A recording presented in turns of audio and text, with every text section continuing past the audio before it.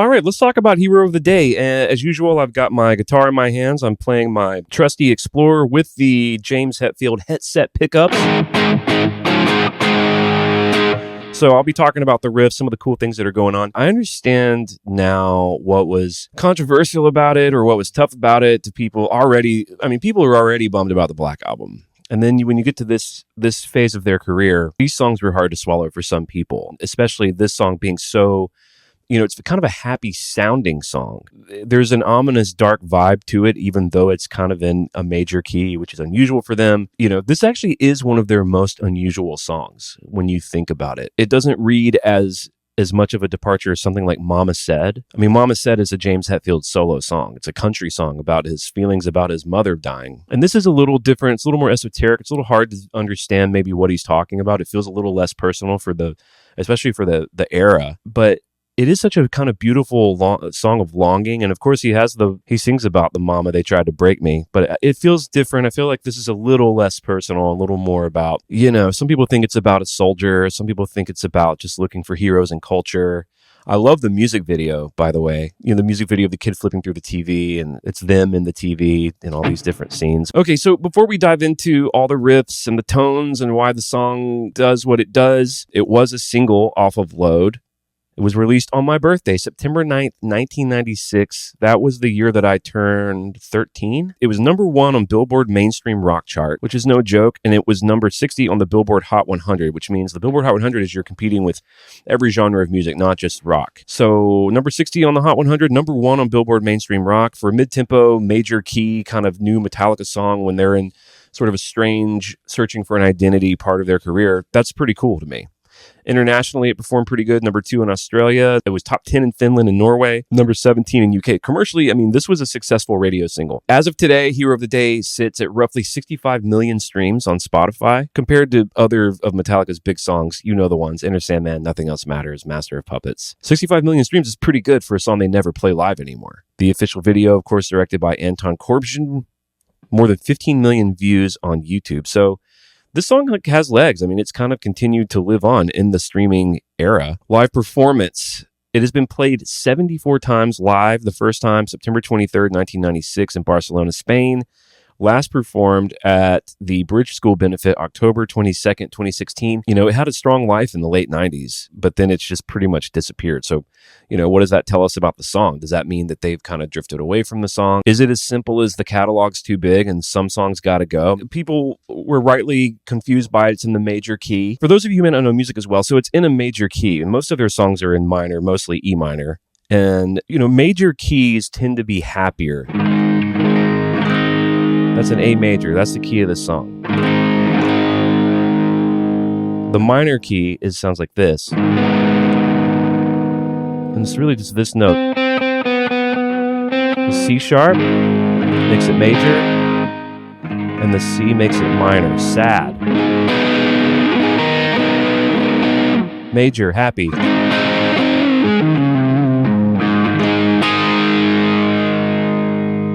People are used to Metallica sounding dark and scary and morose and stuff. So, there were metal purists who thought it was too polished, too mid-tempo, too far removed from the thrash era. And it was just continuing this sort of disillusionment that they had started with the Black Album. Just at the age that I was, none of that ever mattered to me. It just never occurred to me. To me, song is king. The song is king. I was too young to be judgmental. If this song had hit me at 17 and I had come up with Metallica, I might have felt differently. It's also, I think, one of the earliest ones that they started recording for Load. So we're going to get into, why they called it Mouldy, which is the working title, because it reminded them of a Bob Mould riff, which is a Husker Du, which is probably a punk rock influence of theirs. It's a fascinating middle space they were in, because if it's one of the first songs that they recorded for Load, it's like sort of almost like a tone setter for the album. And it was a number 1 hit. And it's a song that they don't play anymore, even though it still streams well. And the video's got a ton of views. So it's just a sort of fascinating middle place to be. It's not a deep cut, and it's not really a legacy classic either. But I do think it was a defining statement of the Load era. The first thing that we have is working title Mouldy, and we just learned that was from Bob Mould. We're going to go chronologically, do the riff, the demo, the studio takes, alternate mixes, final version, the live era. They put some live treats in in the deluxe box set. We're going to play clips and all that stuff, demonstrate on the guitar. So this is from CD number 2, the riffs, demos, and rough mixes. Hey, it's a couple of different versions of the Bob Mould riff. Mouldy riff.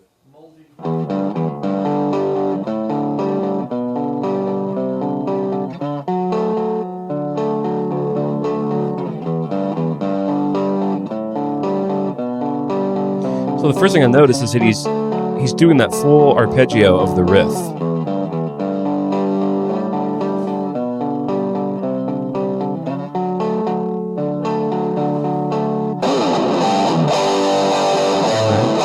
Chorus, same riff, but it's heavier.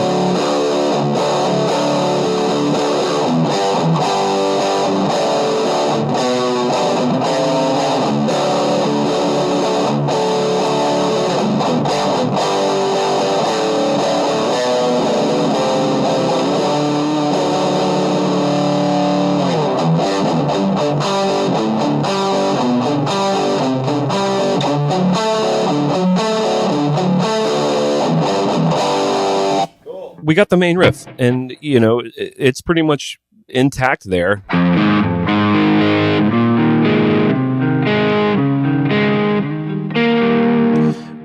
It's interesting what he does on the demo is because the actual riff, they let it breathe, they let the phrase breathe, and then he pauses, then he goes. But in this first demo, he's doing the full arpeggiation. He's going.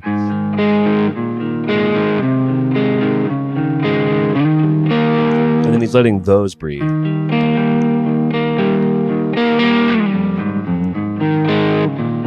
And I've got to say, I mean, I even felt this way as a kid. And then all these years later, playing music, I've never seen a riff like this. I've never seen a riff that walks up in this way. It doesn't make sense in a way.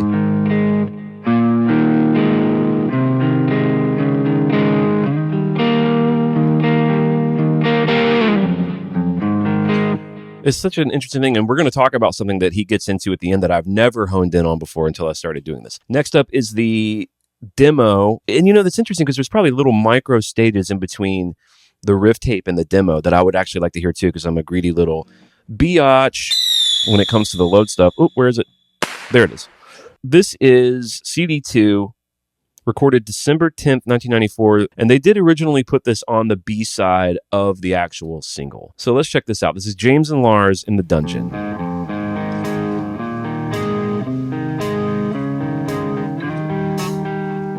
Ooh, a little clam there.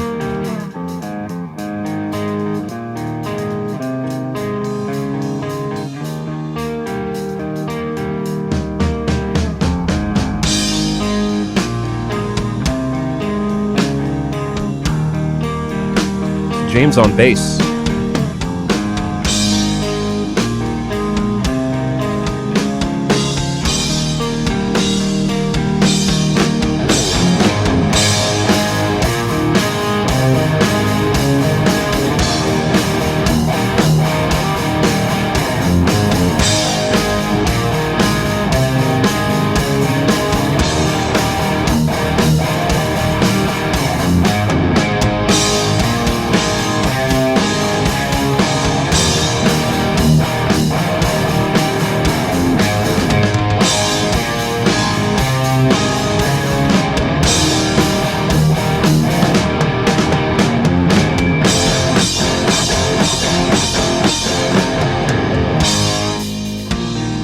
Hear him noodling in A.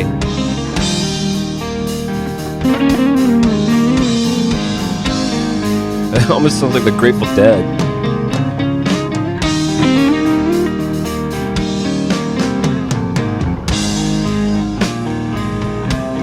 And then we're into verse 2. So let's talk about a little bit the chunky parts of that riff. So I'm doing the thing, I did not match this tone perfectly, but I'm doing the thing where I have the neck pickup kind of down low, so it almost turns clean.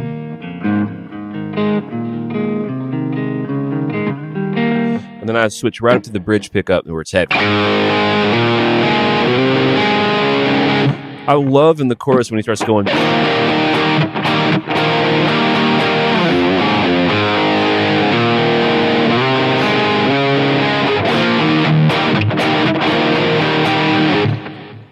And also they do this together where instead of articulating every note, they start going.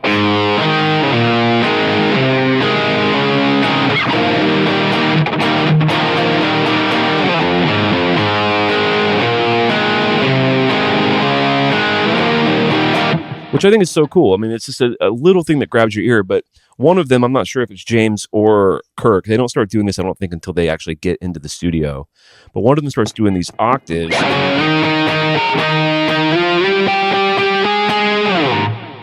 Anyway, so back to the demo.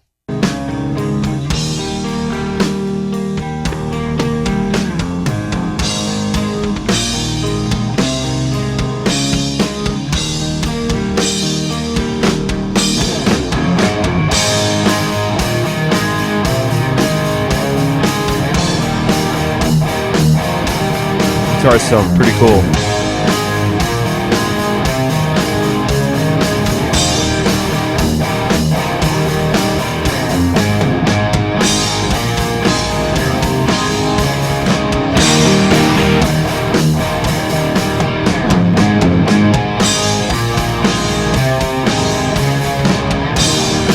All right, we got the bridge.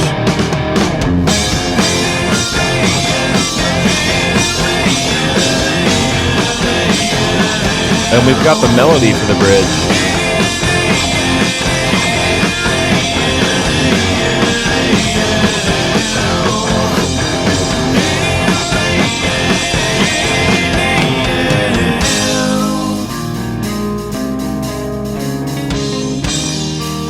I love this major noodling.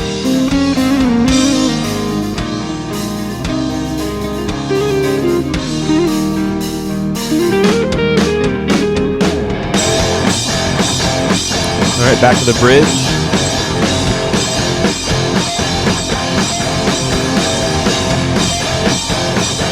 And then we're going to hear a full-on James solo. Check this out.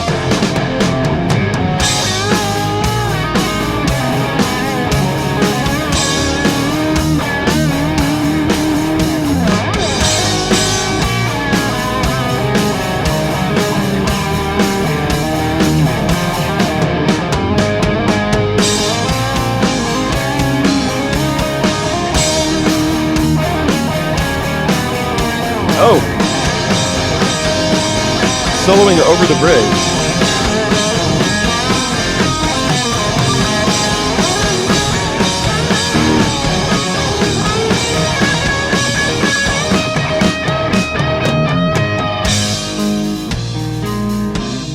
All right, we got to talk about that James solo. So first of all, I got to say, even when James is noodling and hitting clams, there's something about, I don't know, guitar players have this. Some of them have this. I think Mike Campbell was like this. In a sense, he almost doesn't hit a bad note because the phrasing and the touch is so good that even when it's clammy, it's okay. And Paul McCartney also has that. He has a great touch on the guitar.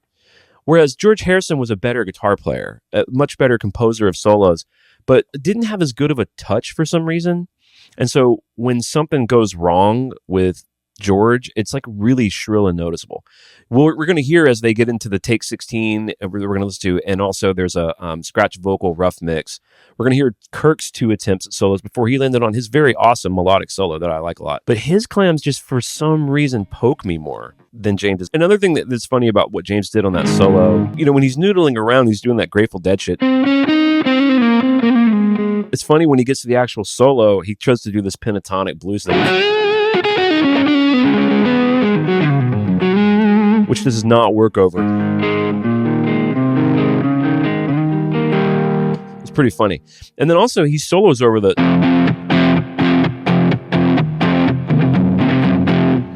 And another thing that they do in this demo that does not happen again, I think they got rid of this by the time they got to the take 16, which we're about to listen to, is he modulates down to E in the solo. So he starts it and does...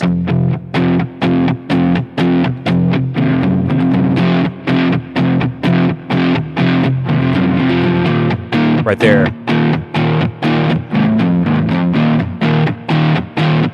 Which is pretty cool. In fact, let's go ahead and talk about the bridge riff. So I can't figure out if he's doing this thing when they're going da-da-dong, da-da-dong-dong, if he's where he's keeping his pinky on the C sharp, or if he's going, when he's chugging, he's doing all the chords. So I did both. Okay, for Kirk's I went the full chords. For James I did just the top note. And another thing that's interesting, and a really subtle detail, but this is why we're here in this episode, digging into Hero of the Day. When they first start the bridge, neither of them do any kind of accents. They both just go.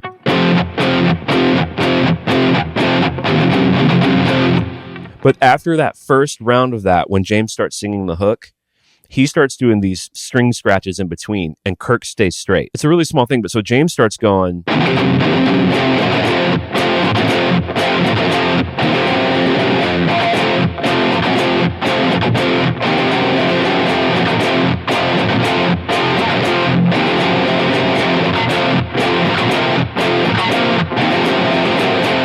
This is what that sounds like together. This is me with the band. You're going to hear James's guitar pan left, Kirk's guitar pan right, and listen for those scratching accents that James is doing over on the left.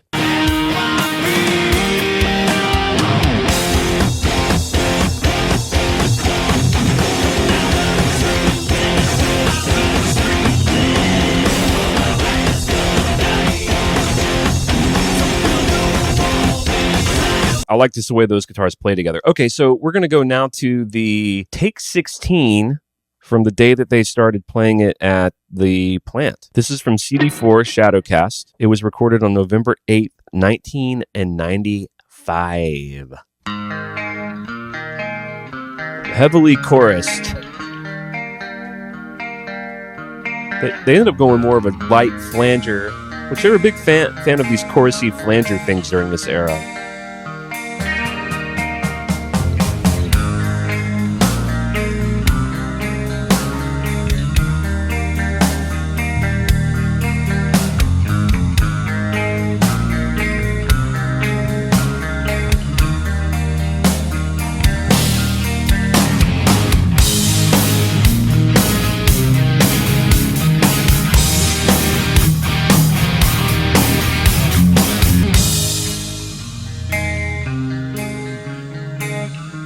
They're both playing that pretty part, which I don't think happens on the actual recording.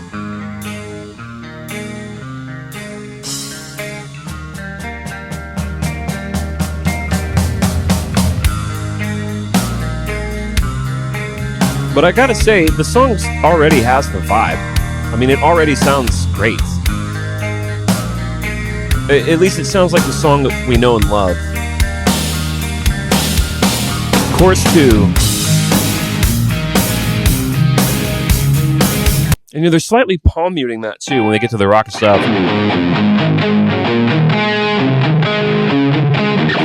And then they're opening up those strums when they get to that E major.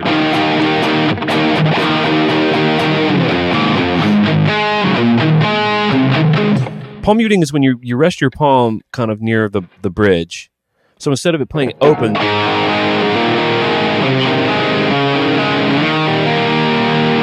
you're choking the string a little bit. You're not letting it ring out. All right.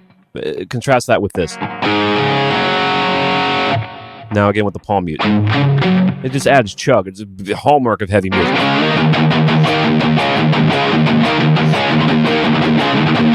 All right, back to take 16. Kirk solo.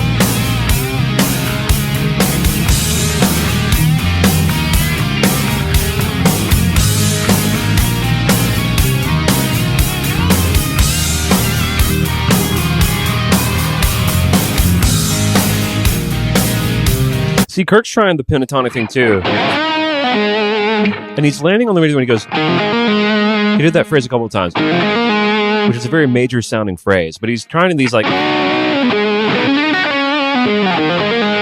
And then when he starts climbing...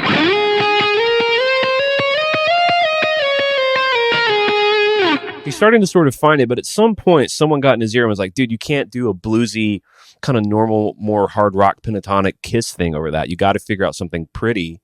Because, you know, when in the verse when he goes...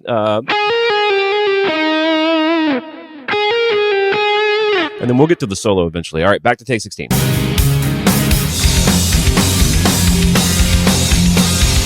All right, check out what James is doing. All right, I'd never heard that riff before, but so over the... You hear a James guitar going...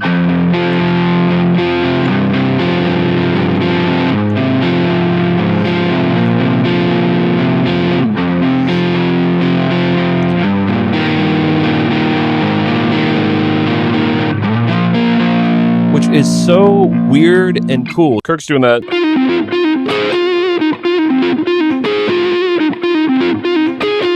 That blew my freaking mind, dude. This is called the Mouldy Hero of the Day Scratch Vocal Rough Mix. This was recorded February 7th, 1995. It's on CD5 Shadowcast of the Deluxe Box Set. I think someone announces. This is Mouldy, yeah. February 7. Check out this weird delay on the guitar. You guys hear how weird that sounds?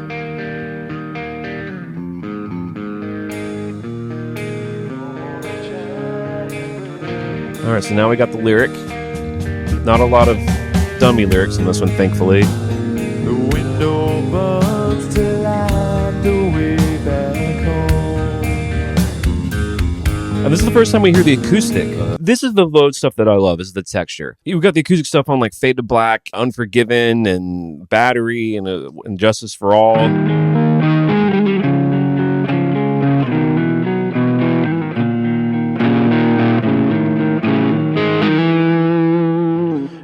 But the texture of these acoustics is what I really love, because they're so thoughtful and they're doing such different things.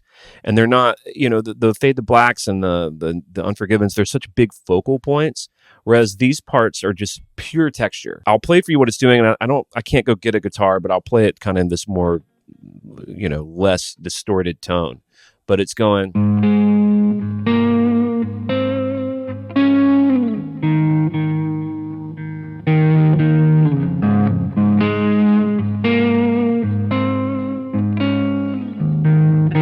such a pretty part. And then when the chorus happens, it does the same beginning, but it has a different ending. It goes...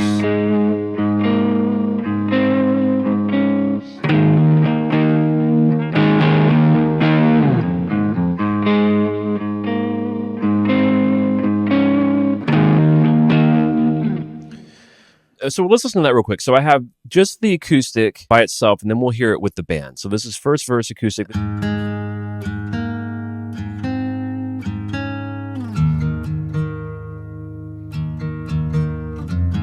Using my Gibson Hummingbird, by the way.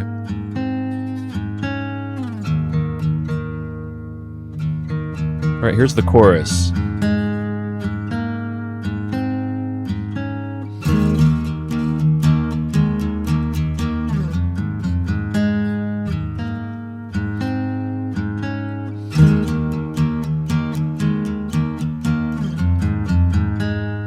All right, now here is that same thing, but with the band.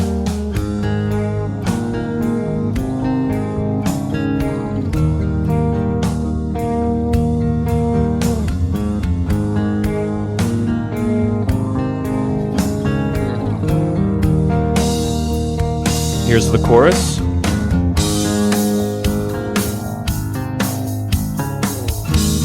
There's a flanger on that bass. All right, so you guys get the idea on that one. Then in verse 2, there's a really cool thing where they don't just repeat that, they evolve it, which is something that I love about the era too. It's great songwriting, it's great recording. I'd love to talk to one of them or talk to Bob Rock about, like, was he feeding them this stuff of like, you guys should just keep exploring textures and don't play that same exact thing. Maybe try to figure out something a little different, because they could have easily just gotten an acoustic guitar and gone.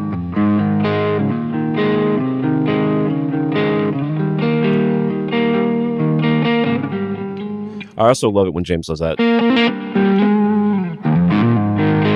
If you go look at live versions of Hero of the Day, he's doing the thing that we've been finding a lot in the Load stuff, where he's not afraid to kind of evolve some of these riffs.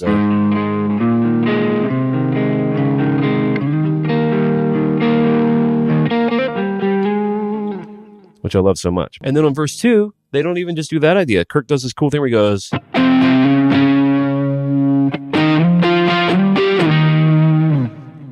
which will come up again later in the song in a place that I never expected it. But let's hear it. This is me with the band kind of focusing on that acoustic second verse by itself.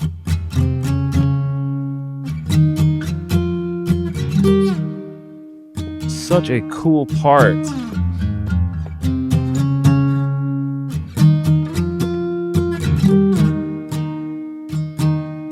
All right, and here it is with the band.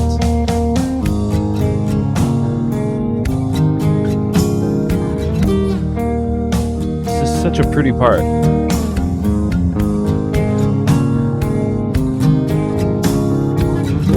Especially, look, we're going to start that again. But when Kirk brings in that little major lead right here,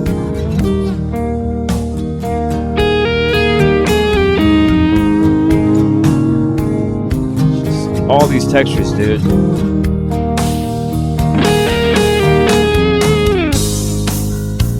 All right, so yeah, back to the scratch vocal mix. For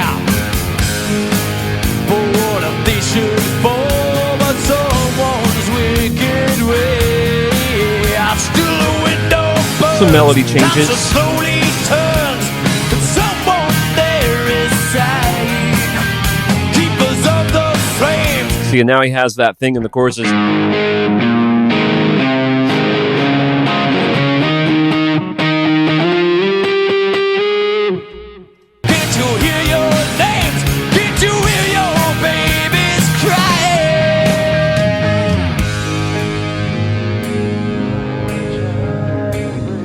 Thank God they lost the noodles. The Jerry Garcias.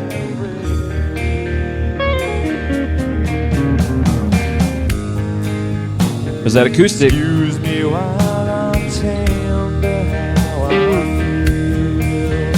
feel. No leads yet from Kirk in this verse. These things return to me that still seem real.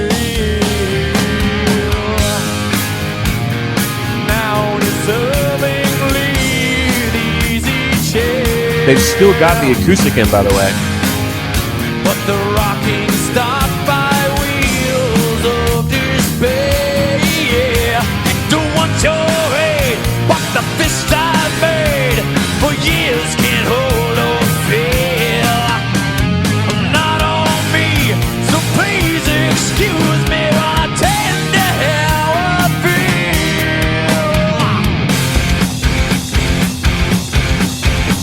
But now the dreams that wait, now the dreams that ever last the night.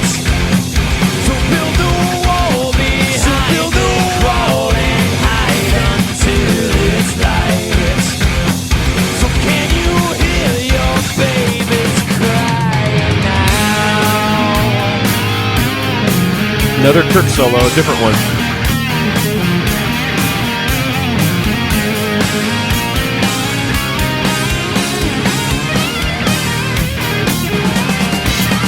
Still a window burns, time so slowly turns to light the way back home.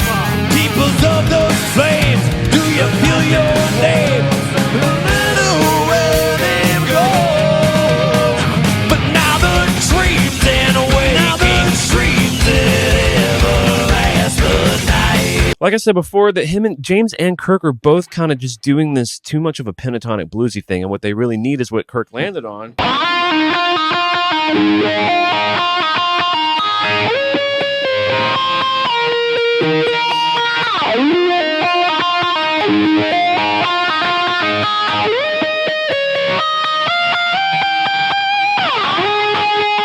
And then he kind of goes up into this high octave thing. So here's something interesting that I unearthed about this solo section is, so you have Hetfield, who is doing the sort of classic, I'm going to play the riff heavy under the solo.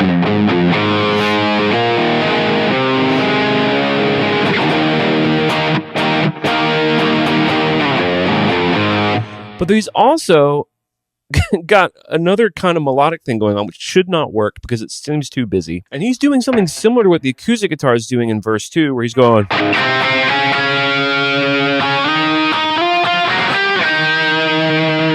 He's doing that under the solo. Now, maybe you guys have heard this your whole lives, but I just heard this for the first time. So I'm going to play you guys that right now. And I'm kind of calling it a James solo part. Check this out.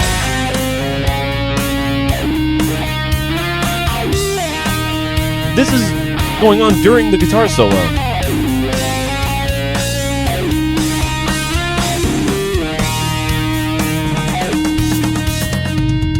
All right, so this is what it sounds like with the band.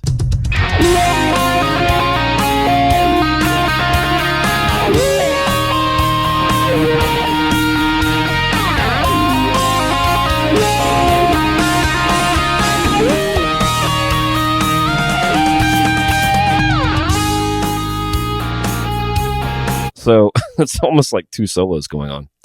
So that's most of what we got. There's not really a lot more in terms of like the evolution of the recording of the song. By the time that they got to that point, they'd pretty much gotten it. And it sounds like all they really worked out after that was just really comping the right vocal, getting the right vocal mix. It sounds like they added some ideas. The last thing that we get to hear before the final mix is they had some kind of call and response echoes in chorus 3 that didn't make the final mix. Well, that's it. That's Hero of the Day. I appreciate you guys hanging out with me. Another episode in the can. I want to point everyone to Patreon. If you want to go be a member over there, support the show, be a part of what's cool about the show. I'm putting new stuff on there every kind of other day now. I just put out a video of an AMA with me and Isabel with my wife. And I'm also doing full session breakdowns of my covers of, I did Fixer, I did Hero of the Day. And also my cover of Hero of the Day is on YouTube. And it really helps if you like and subscribe and if you comment over there. We're trying to grow this little thing called Metal Up Your Podcast. I figure on year 8, maybe we should grow this thing. But I am grateful for all of you who listen, and for those of you who might be watching out there, I do appreciate it. Take care of yourselves. Take care of your families. Peace.